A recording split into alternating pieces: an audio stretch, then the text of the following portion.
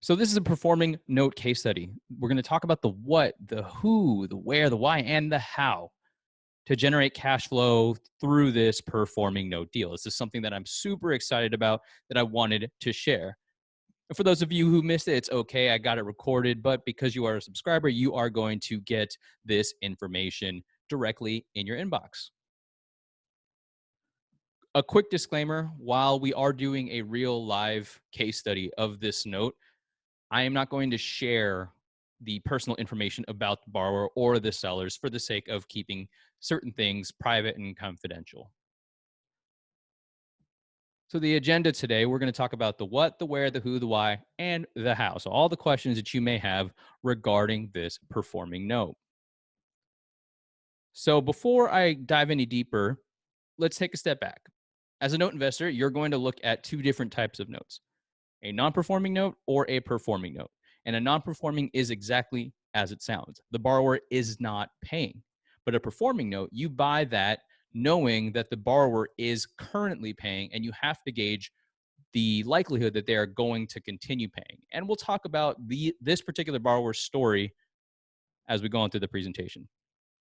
Furthermore, when we're talking about performing notes, you're going to see a number of different types of notes. More specifically, you'll see things like either a note and a mortgage or a contract for a deed or a land contract. It's called different things in different states. Some states, it makes it easier to have a contract for deed than versus a note and a mortgage. In our case, it was more advantageous for us to have a note and a mortgage, which is another reason why we pursued this note as well. So to recap, we as investors, my partner and I, we purchased this note as a performing note and mortgage. And quickly, one of the advantages, it's easier, in my opinion, to sell a note and a mortgage than, say, for example, a contract for deed, and there's less liability. You truly are the bank in this case.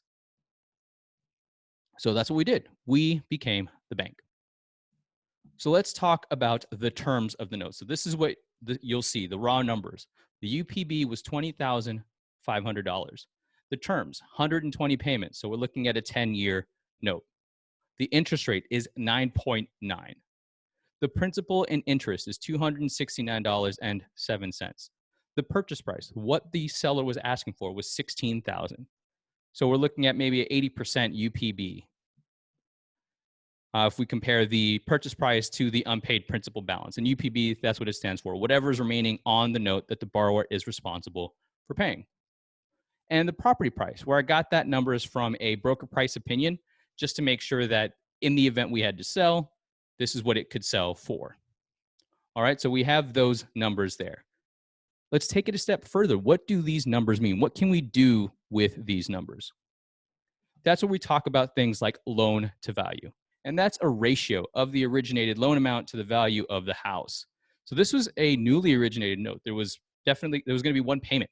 So instead of 120 payments, we're looking at 119. So the loan amount is $20,500. The value was around 45, as you saw. So that ratio is important for us to understand. If we were in the worst case scenario having to foreclose, how much equity would we have? You hear about properties that are underwater, and especially during these crazy times in 2020 and people having a default, there's a likelihood that they may end up underwater if the housing market crashes, according to much smarter people than myself. So I'm not predicting anything. I'm just restating what other people have said.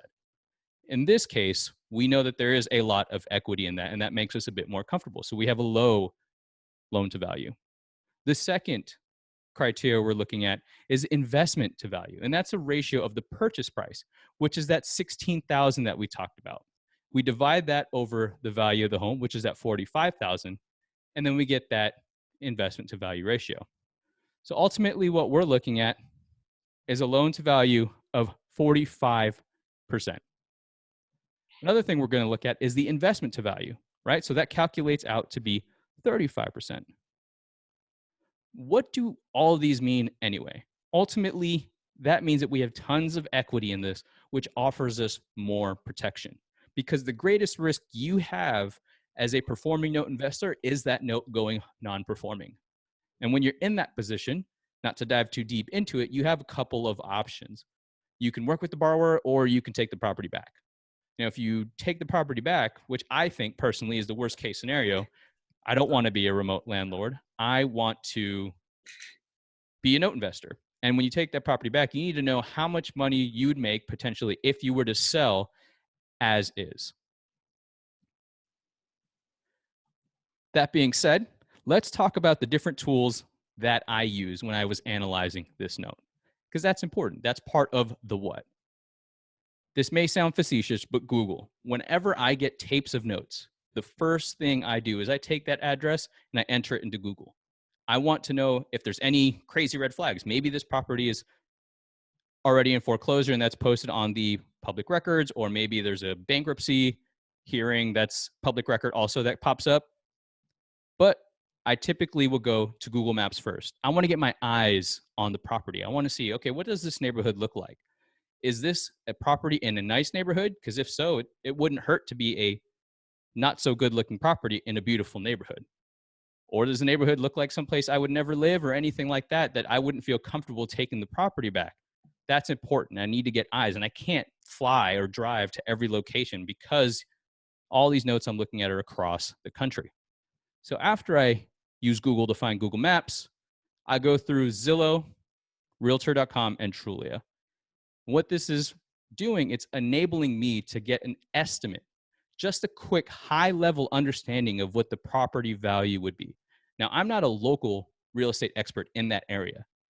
And ultimately, what I'm trying to do is gauge, is the loan to value or investment to value, are they low enough for me and my investor that we're comfortable that if we had to take it in the worst case scenario that we would potentially make money? So I use those also because they're free, right? You can't just pay for every due diligence of a property that comes by or a note that comes by. You'd be broke by that point. So you try to use the free things to get an understanding before you commit to putting more money in. Then I got on the phone. I looked up the county tax assessor's website and I understood, okay, I want to know if the taxes have been paid. And it was interesting because when I first called, the taxes were not paid. And that was a little bit of a red flag for me. And I used that as a means of negotiating.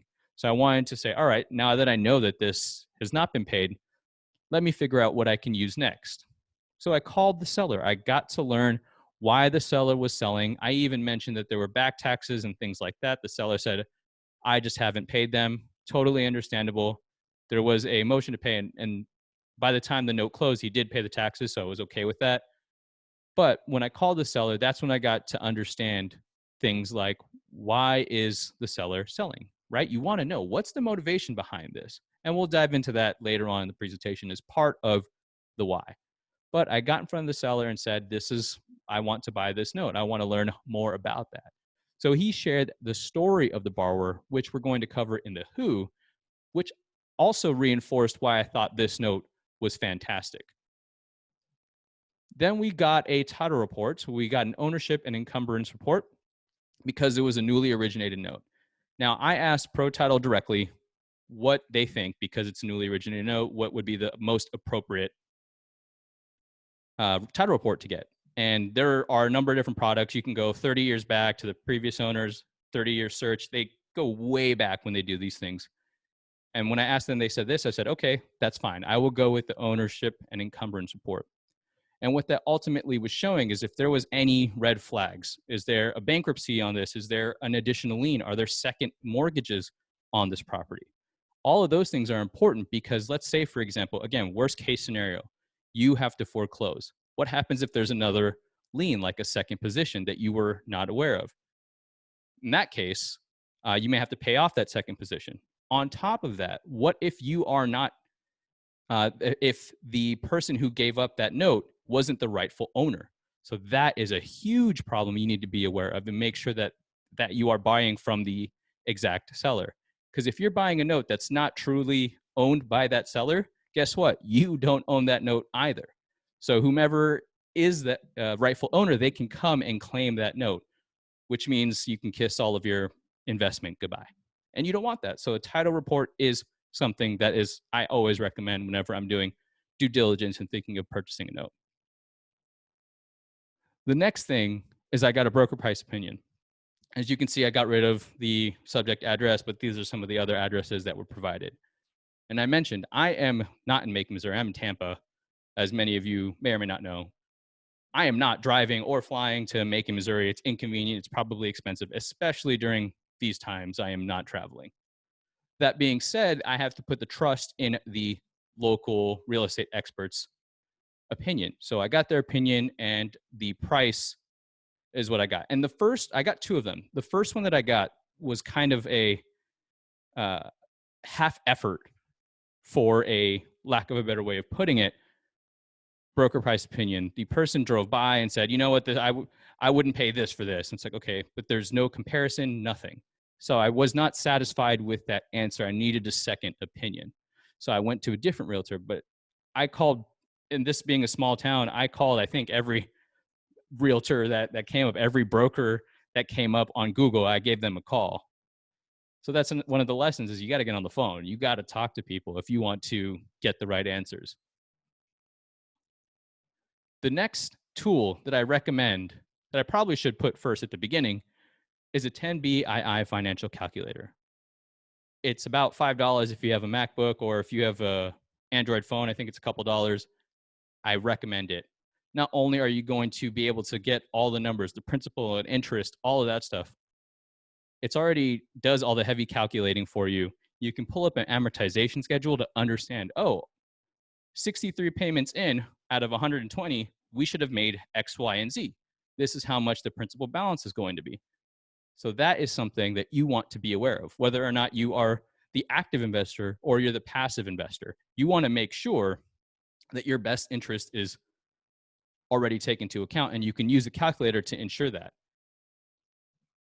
So as a summary, these are the steps that I took. I should have put, like I said, the 10BII calculator first. And that's the first thing I did. In the newsletter where I found this note, I did the numbers. I crunched the numbers first and all right, this would actually be a fantastic return for myself and an investor. Let's move forward with it. And that's when I started to triage down the steps of let's do the Google search, Google Street View, Zillow, Trulia, Realtor.com, calling the property taxes, which are important because if the property taxes aren't paid long enough, then the state can take it. Although luckily in Missouri, from what I learned, that it would actually take a long time for the state to take the property back, which I found odd, but it's not, I don't run the state, so it doesn't really matter, but that's just a side note. Call the seller, talk to the seller, whomever that may be, got a BPO. After I talked to the seller, that's when I decided to put money into doing the due diligence, like the BPO, like the O&E report.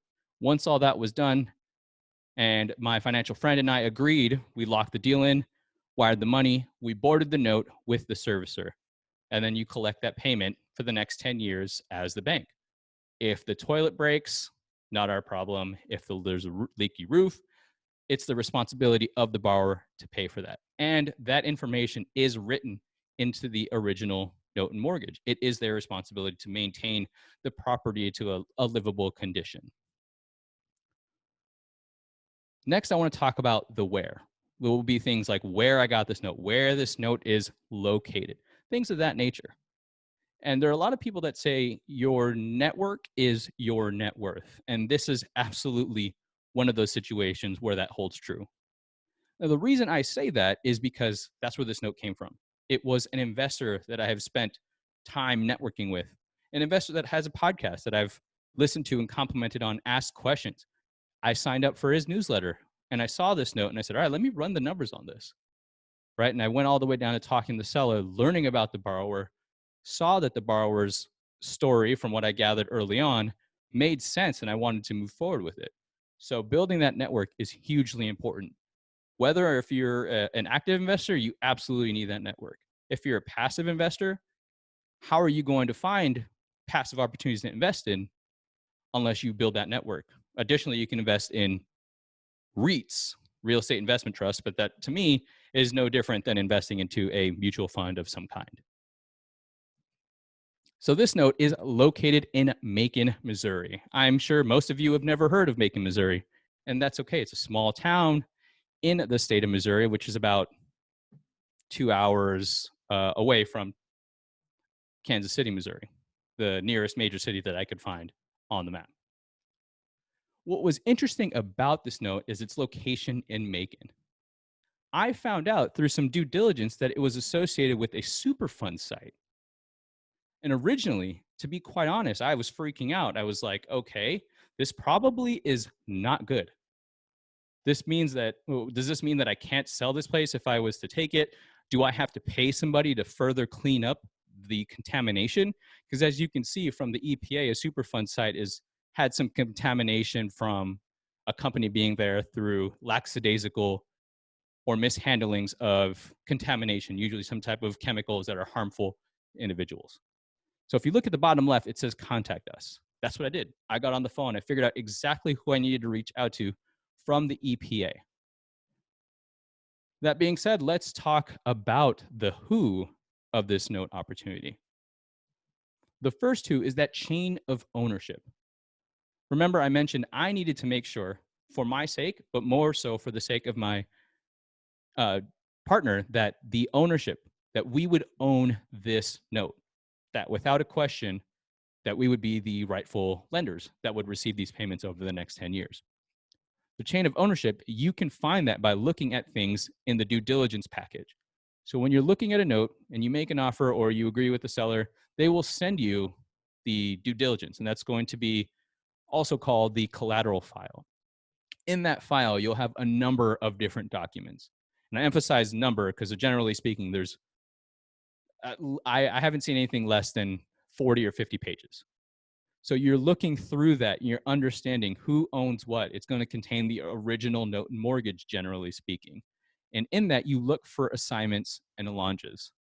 Now, the assignment makes sure that you or whomever is selling it is the rightful owner.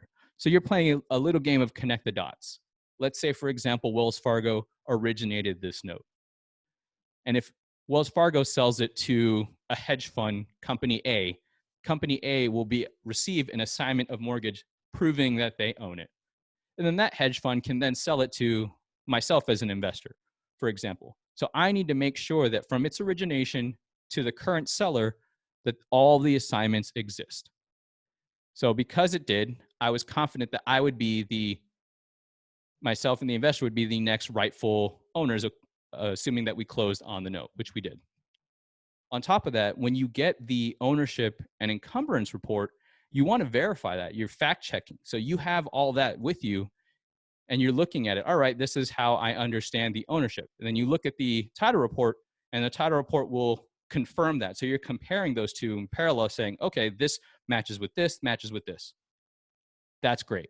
The allonge means is basically your ability to collect on the note. So if you think of a note in a mortgage, the assignment goes with the mortgage. It's making sure you own the actual mortgage. The note is your right to pay. So a note, if I haven't mentioned yet, is a promise to pay. So that's saying that the borrower is going to pay the lender.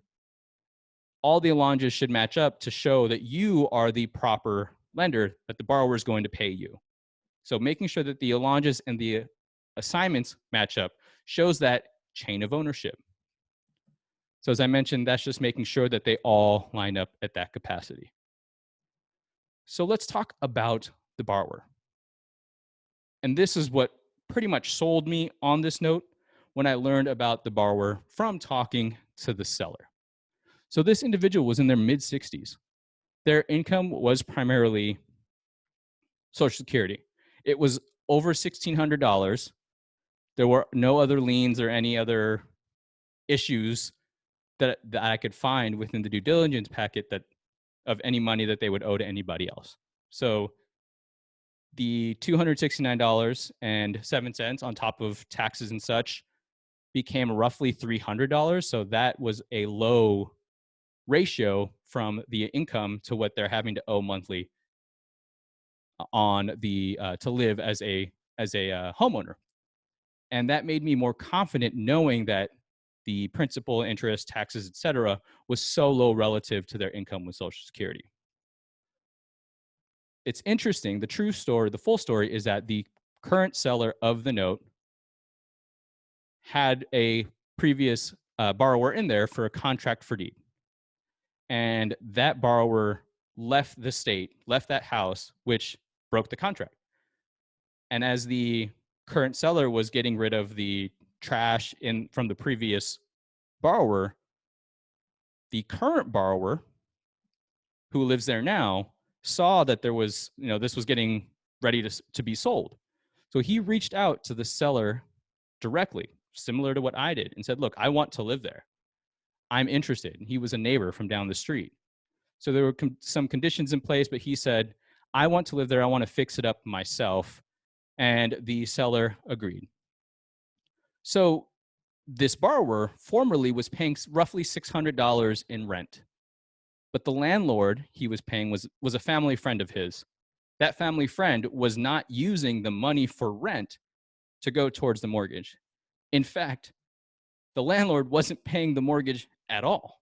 And it's a bit of a sad story that the landlord at the time was wasting their money on drugs, which forced the current borrower to get kicked out of the place they were living. So not only did they go from having to rent a place that wasn't really getting paid for and forcefully basically evicted to owning their own place at half the cost. So that was impetus for me to say, all right, I see the motivation of this individual. On top of that, I was a little bit concerned when the seller said, yeah, the borrower's fixing up the place. How do you trust that? That's when the pictures of the drive-by BPO that I had showcased that the borrower was taking stuff out, was getting rid of old bathrooms, old sinks, all that stuff, and replacing it themselves. So I saw that there was a commitment to that word of, I'm going to fix this up. I want to live here. That tells me the borrower is willing to work and live and stay in that property, which also bodes well for us in the event the borrower stops paying for whatever reason. Maybe the 269 becomes too much for them. Well, because my partner and I are the lender, that gives us the opportunity to say, look, Mr. Borrower, 269 isn't working for you. I can understand that. Let's come up with a number together that will work better for you. And we can then restructure the note to where everybody is a win-win. We get to keep the borrower in the house, and then we still make a return on the money. And because we have so much equity in the deal already, we can make that option and calculate a way to make a return.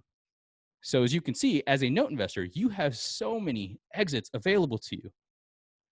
And that's where, being a risk-averse investor like myself, you calculate in the worst case scenarios, is this going to work? Because if you only calculate for the best case scenario, anything that's not perfect is going to mean that you may lose money if you use your numbers that aggressively. So the borrower was communicative with the previous seller. That's where the borrower told the story with the lender and said, look, I want this place. I want a place to live. And that was not only heartfelt, but it gave me confidence that this borrower will communicate with us as well. As far as who was involved in this deal, there were so many people involved. It wasn't just, oh, we're going to buy this and that's it. We had an SEC attorney draft up the joint venture contract between myself and the investor, which I think is also a hugely important aspect. You need to make sure that everybody is on the same page. How long that joint venture lasts, the terms of that, make sure that all of that is in writing and that you're comfortable with it. If you're not comfortable, you don't have to do business with that partner. Or you can ask them to change a term. If they don't want to change a term, then you don't have to do business with them. That financial friend, so the partner that is part of that opportunity, which I'll talk about how they get paid as well later on. A Missouri real estate attorney. Now, when we talk about network and being your net worth, if you type in Missouri real estate attorney or any state, enter any state and real estate attorney, you're going to find that there are so many results that you're going to have to sift through to find somebody to work with or answer your questions. But I leveraged the power of referrals. I asked a mentor of mine, who's an attorney you use? And they gave me an attorney. I went to that attorney, began building a relationship and said, hey, I'm looking at something in Missouri. Who do you recommend? They brokered an introduction. I now have that new contact as a resource. I asked them the high-level questions that I needed. And I know that if I have to move forward with foreclosure or anything like that, my first gut reaction and wisest decision is to go directly to that attorney and explain the situation. So the power of referrals is something that I cannot understate, which means you got to build your network. You got to talk to people some way, shape, or form. And the advantage of what's happening is that most people are at home. So you have an ability to catch people's attention at this particular point in time. The EPA representatives. As I mentioned, when I first heard about the Superfund site, I was freaking out. I said, great, now we can't do this deal. This doesn't work for us. What's the worst case scenario? But when I talked to them and they told me it's not that big of a deal, first of all, because where the area with the Superfund site, all the toxins and such, the chemicals was on the opposite side of the block where the company was. So it's situated between two blocks. The site and the testing where they showed the chemicals was on the opposite side, nowhere near the current property. And I asked specifically for that property if it had been tested. Said there's nothing on record, no tests are there, everything looks good. All right, that made me comfortable. And I also asked if we were to sell the property or rent it, do we have to have some type of disclosure or anything would that cost me any more money? And the EPA representative said, absolutely not. You wouldn't have to spend any more money. It's not your responsibility per se to clean up that. That's what the Superfund site and the former company that was there is doing. They're trying to clean up that site with the EPA. The local realtors, right? I can't be in two places at once, no matter how much I want to. I have to trust their opinion based off of the numbers. So I use the numbers, the lowest number that I found, which was at 45, and I was happy with that. The title company are the individuals that provide that title report to make sure that we are the rightful owners, that we are going to get paid. The seller, of course, is involved. And the last person that I forgot to mention in there are the note servicers. So for those of you who are unfamiliar with the note servicer, you can think of them like a property manager, but for the note investing space. So if you look at an apartment complex and you have these people doing maintenance, people managing the leases, you have a property management team, right? That's all necessary for the big machine to operate. When you're doing notes, you need somebody as a go-between. And there are a lot of reasons why, but one of which is you have to have certain licensure to collect debt. Because as a note investor, that's what you're doing. You're buying the note to become the bank, which means you are collecting on that debt because you've effectively bought the ability to finance that individual. They're paying you back. There's certain guidelines around that. And additionally, it's an extra layer so that the borrower isn't contacting you directly. Just like you would want as a property manager, you don't necessarily want the tenant to contact you directly. They'll contact the property manager first. Same holds true with the servicer. So let's talk about the why. The first reason that we're going to discuss is why the seller was looking to sell. So when I asked the seller this, he said, oh, it's to recapitalize for a fund that I'm working on. I just try to ask as many questions. And the reason I wanted to do that was to negotiate as best as I could and see if I could lower the price. I got to work on my negotiation skills, but ultimately the number worked out. So I was happy. But that was the reason they wanted to sell. There wasn't necessarily a true compelling reason. But if I didn't call the seller and speak to them, I wouldn't also find out what the borrower situation was, what the story was. So the numbers are a fantastic part of note investing. Always lead with the numbers. If the numbers make sense, then I dive deeper. What is the likelihood that this borrower is going to pay? That's what you need to know. And that's part of the story of the borrower. And if you ask the seller those questions, they can't tell you anything about the borrower, you should probably walk away, in my opinion, because that seems like the seller, first of all, may not be the exact note holder. And for them to be that uninformed with the borrower situation would not resonate well with me. So why this note, which is a hugely important question? First of all, it has low LTV and low ITV. So those are the two measurements that I use when it comes to measuring risk and how much protection we will have, as we talked about earlier. The borrower's motivation, right? There's a motivation to stay. You can see from this image that the borrower is fixing the place up. So to me, I see that as a sign that the borrower wants to stay. The borrower wants to live here, that they are going to showcase that pride of ownership down the line. And that makes me comfortable as a lender, not because necessarily I wouldn't have maintenance to do, but they know that they want to stay there. And anybody that wants to stay is going to make sure that they're going to pay. And we have the ability to work with them as a lender if things go awry. So now let's talk about how. One of the biggest questions is how everyone gets paid.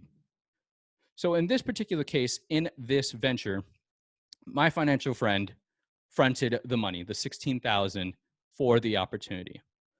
And you might be thinking, wait, that doesn't make sense. How does that work? So they had money sitting in a savings account, and they're one of these types of people that want to diversify. They have money in the stocks, but as you all know, right now in 2020, stocks are kind of going a bit, things are going crazy, and nobody knows what's happening.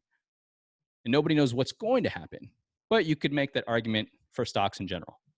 Anyway, I don't want to get on that pedestal or that soapbox. So this individual was looking for a way to diversify, and I provided that to them with this performing note. So the financial friend puts the 16,000, they're getting roughly, I think 8.57%, something like that. And I get some type of an equity in that deal. So there are multiple ways you as a note investor can get paid if you were, in this case, partnering up and finding the deals. You could take a fee if you wanted to as an upfront fee. But for me personally, I like the idea of cash flow, multiple streams of income. And this is one stream of income. So the investor puts down a 16,000. They also get, with that, they're going to get that a monthly payment for the life of the note. So based off of that, we did some calculation. We came to an agreement of the numbers, and that's how everybody gets paid. So this is going to get a monthly check of whatever we agreed to directly into their bank account. And I'm the individual who's going to talk to the servicer, make sure everything's going well.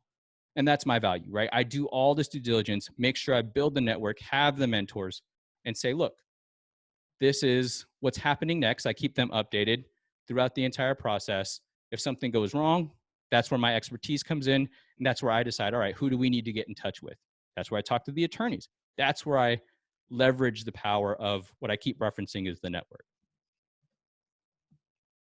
So what I learned, these are the three key things that this note has taught me. And of course, we could sit here and dive deep into this and talk about for hours the mindset and all that stuff, because I love that also. But I don't want to waste too much of your time. But the three things that I learned are you got to get on the phone. If you, more specifically, if you want to be an active investor, you got to talk to people. The only way you will learn the motivations of these individuals you're buying from or the story about the borrower is by talking to them. I can almost guarantee that you're not going to get the full story if you just look at the numbers. Sure, you can deduce some type of scenario with that. But I don't think I would have understood the true motivation of the borrower just by looking at the pictures or just by looking at the numbers. I wouldn't have known that. On top of that, the taxes, I couldn't find that online. It wasn't telling me. Maybe it's because Macon is such a small town. It's not as populated as, say, somewhere like Tampa, where you can find that information readily, easily. So I had to call those individuals. The next thing is to leverage your network. So that is a hugely important theme. Even if you're a passive investor, your network is going to help you find these opportunities. It will help guide you. If you have questions, asking your network is a great place to start. The next point is to ask lots of questions. Ask why things are doing, why people are doing this. I even asked the seller, why wouldn't you do this note? And the seller mentioned, you know what, the reason that this would have come across as risky to me is because it's newly originated. So typically you want to, when you're looking at performing notes, there's probably some type of a payment history. So you can show consistency of the borrower that they're going to pay. In this case, although it was newly originated, the fact that it was Social Security and the entire story, which I won't dive into again, made it as an attractive note for myself and my financial friend. So those are the three things I learned.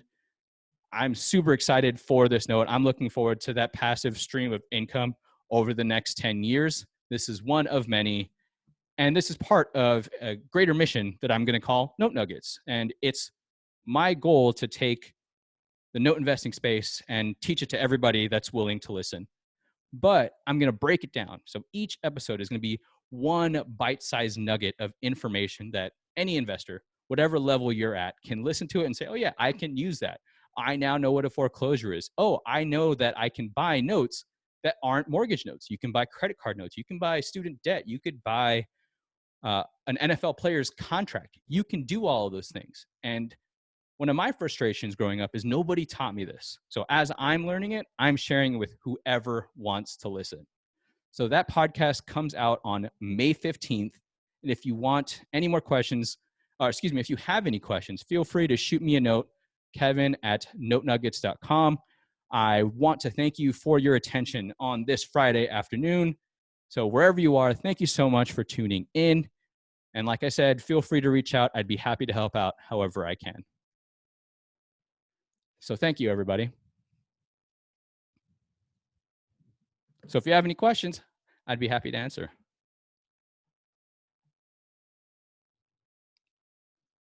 All right, I do see that Tyler has asked about UPB, and I did answer that, unpaid principal balance.